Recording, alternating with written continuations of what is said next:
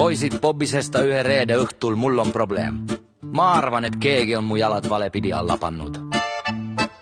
Kui kohale jõudsime, seisis just poje suhkelt, käed laiali nagu mõni purjus tuulelipp. Vaadake, kuulutas ta. Ma proovisin koju kõndida, aga tee keras kogu aeg ära. Ma arvan, et see on isiklik rünnak. Marko kontrollis tees, see oli täiesti sirge suukraadi juukumerust. Aga just nägi seal vähemalt 6 kurvi ja 1 ringteed. Ta passutas mind korraga nii tugevalt õlale, et ma oleks peaaegu omakorda kõveraks jäänud. Teate, miks ma joon? Küsis ta vääriga filosoofi häälkäedusega.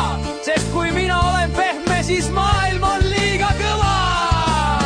Siis ta kukkus istuli või vastupidi. Ma pole enam kindel. Me otsustasime ta taksosse saada, just aga ei tahtnud lihtsalt sisse minna.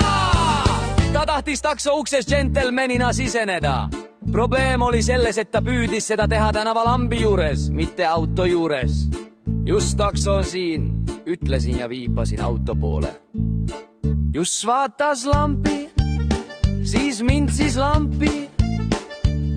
Aga näe, see lamp, see kritiseeri mind. Taksojuht veererdas silmi. Kas ta oksendab? Küsis ta. Ei, vastasin. Veel mitte. Lisas just hirtujuliselt kopperdades ja naeratades nagu inimene, kes just leiutas oksendamise kontseptsiooni. Kui lõpuks ta koju toimetasime, keeras just enduks ja avas ringi ja ütles südant soojendavalt. Te olete parimad robusted, keda elu mulle pakkunud on, ja ma hindan teid, isegi kui te olete vahel sama kasulikud kui katkine kompass. Uks sulgus vaikus. Marko vaatas mulle otsa. Kas see oli kompliment? Arvan, et tema skaalal küll. Ütlesin, see on parem kui eelmine kord, kui ta ütles, et me oleme Agu kassi savaga kruvikeerajad. Ja nii ta meil oligi!